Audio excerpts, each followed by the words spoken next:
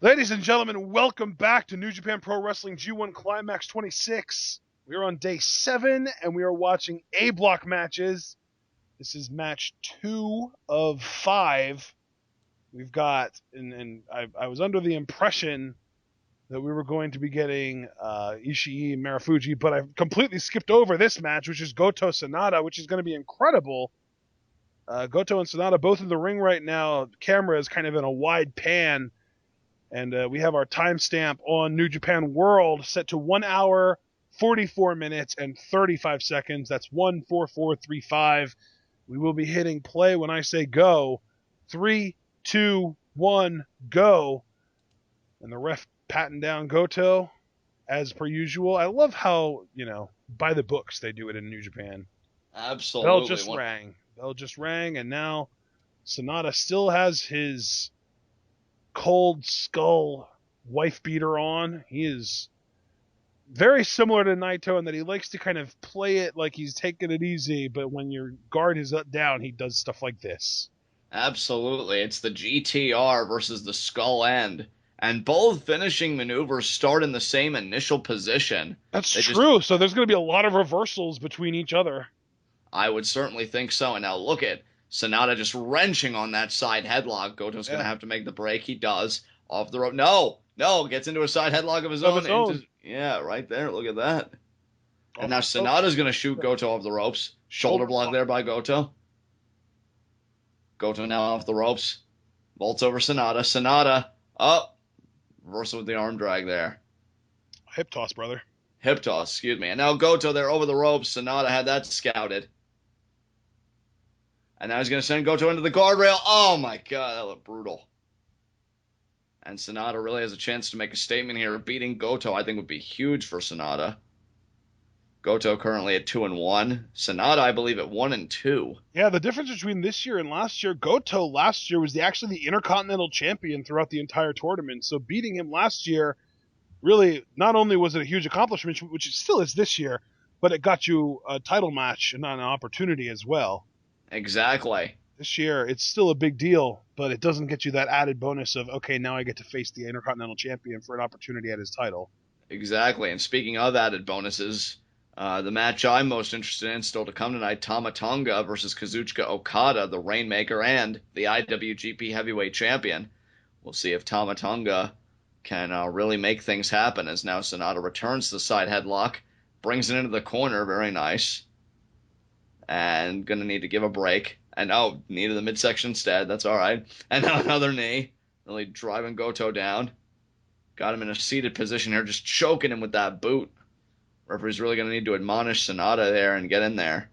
Yeah, SANADA with that boot there, just doing his best to try and put Goto in sort of a constant state of paranoia.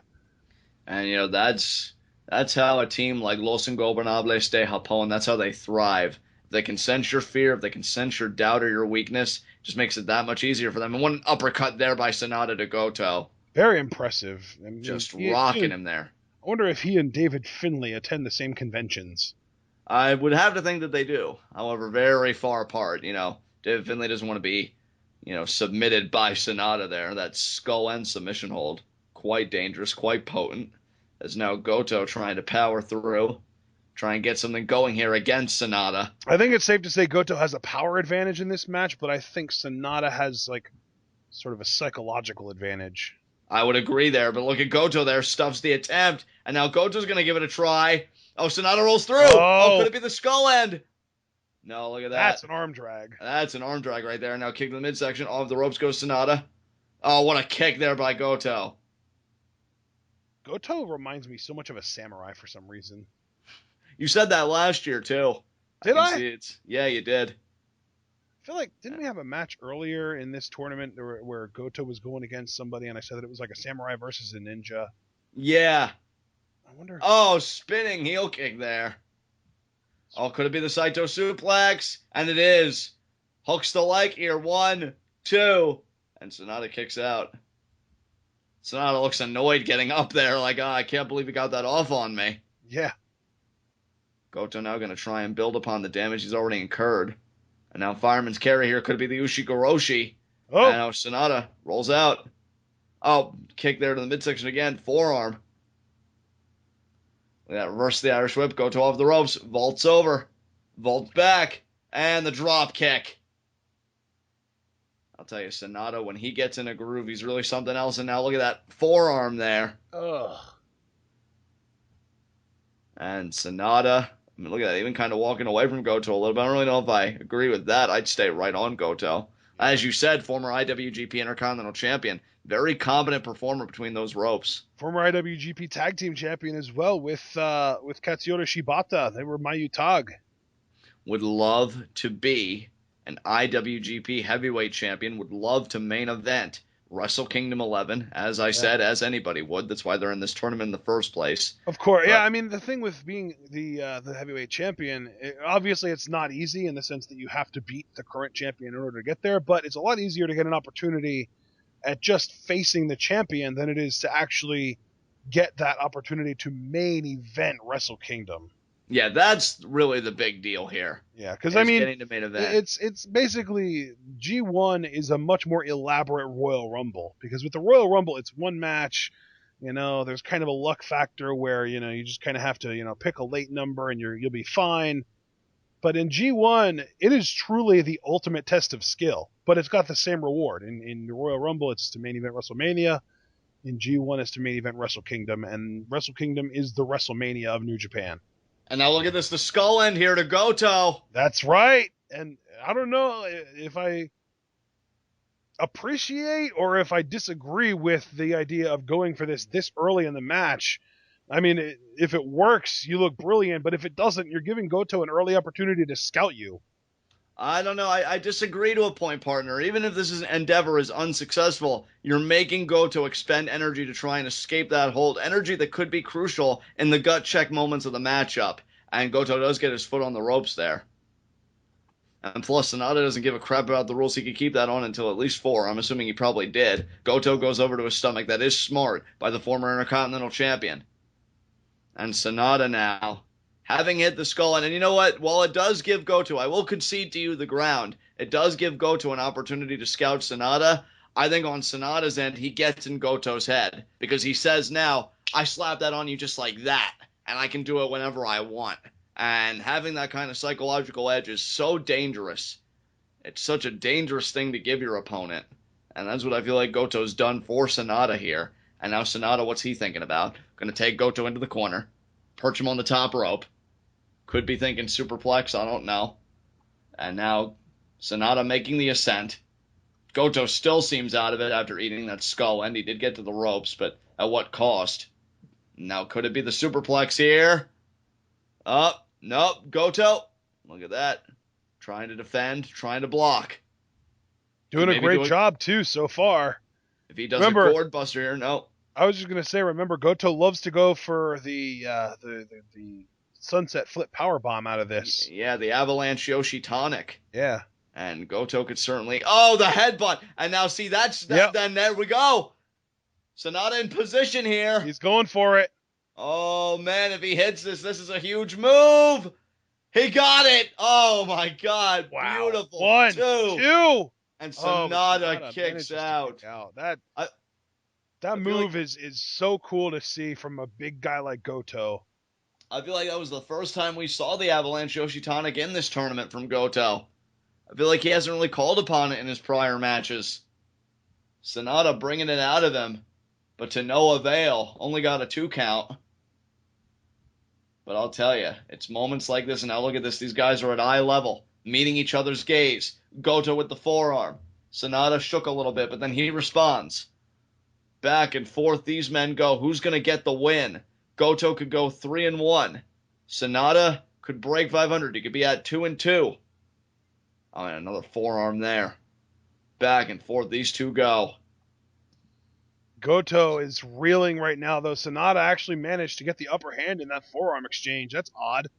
Yeah, he did. That's crazy. SANADA, yeah, what kind of power must he be packing behind those forearms? And now an uppercut.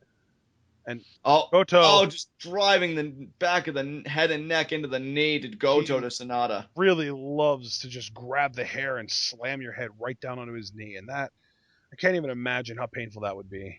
I mean, kind of a precursor to the GTR, the Goto Revolution, the final cut over the knee. And now Goto could be firing up here. I mean, Goto, I love his ability to adapt. I love how he's refined his game from 1 year ago. I mean, remember last year he was so dependent on the Shoten Kai. And now it could be the Ushigoroshi here. And he got it. Oh, beautifully done. I'll tell you, Goto has executed such a chain of offense from the Avalanche Yoshitonic to the Ushigoroshi. But now, SANADA counters. Oh, Goto rolled through. Sleeper. Sleeper, really? Taking a page Well, out of his former tag team partner Shibata's playbook with this. I mean, it makes sense. Look, if he takes the consciousness away from SANADA, how can he resist the GTR? He's easy prey after that. I mean, if he gets pushed unconscious, how can he resist a 3 count either? I mean, that's a fair point, but oh, victory roll counter. 1, 2. 2. Oh, only a 2 count. Great counter, though, by SANADA. Very quick on his feet. And now we'll see what either man can respond with. Look at that. SANADA ducks the lariat. Rolls through. Could be back to the skull end. He's thinking about the skull end here.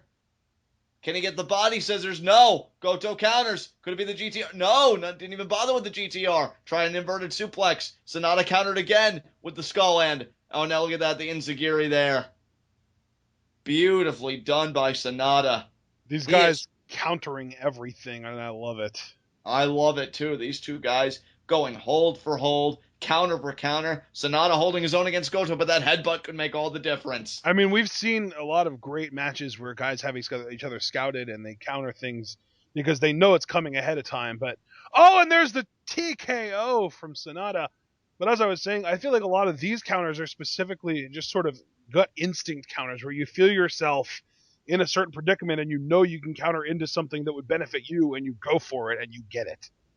Yeah, absolutely, partner. I completely agree. SANADA now, I think, thinking again about the skull end here. I think he may body scissor. He does. Second time he's had this body scissors. Oh, man. Goto in a bad way. He's not exactly like in no man's land, I don't think. But I'll tell you, that may not even matter. Goto might fade here. 1. Arm goes down 3 times, it's over. Yeah. Goto, though, keeping the arm up this time so the referee can't even check him here. Oh, man. But this hold is staying on a long time. It is. And Goto trying to power through. He's trying to suck it up. It's gut check time for Goto. This might be it. Oh, yeah, SANADA. Did he break the hold just there? No, you may be thinking moonsault. He was thinking moonsault and he connected. 1, 2, 3 count. Wow. Wow, SANADA got though. I didn't think the win would be that sudden, but then again, he really did seem to wrench on that skull end. SANADA getting it done. Yeah, the skull end. I mean, even if you want to say that it was because of the moonsault, that skull end was what really put all the work in. And I'll tell you what, both Goto and SANADA now sitting at 500. Very interesting. This brings Goto down to 2-2, but SANADA goes up 2-2. So SANADA beating Tanahashi and now Goto. That's not a bad resume here for your G1 Climax tournament experience. Yeah, no kidding, man. That's huge. That is huge. And SANADA, let me tell you, even if this year isn't his year, this is a guy that I could really see bouncing back strong next year and winning G1 Climax 27. I think that, he's that kind of prospect where he kind of comes off as incarnate almost, Exactly. It seems inevitable that he is going to reach that level of stardom. Absolutely. I mean, he did inherit that moonsault from the Great Muta. Exactly. And the Great Muta is one of the big 3 from the late 90s and early 2000s of New Japan. So smart, knowing that Goto probably wasn't going to tap. I mean, he's got an indomitable will, but he knew, hey, if I've got him drained enough, I could hit the moonsault, get the 3 count, and that's exactly what happened. Absolutely. That being said, ladies and gentlemen, this is the end of this match and the end of this recording, so we will see you for our next match, which, I forgot it. I managed to skip it last time, but this time it's actually happening. Ishii versus Marufuji. Stay tuned.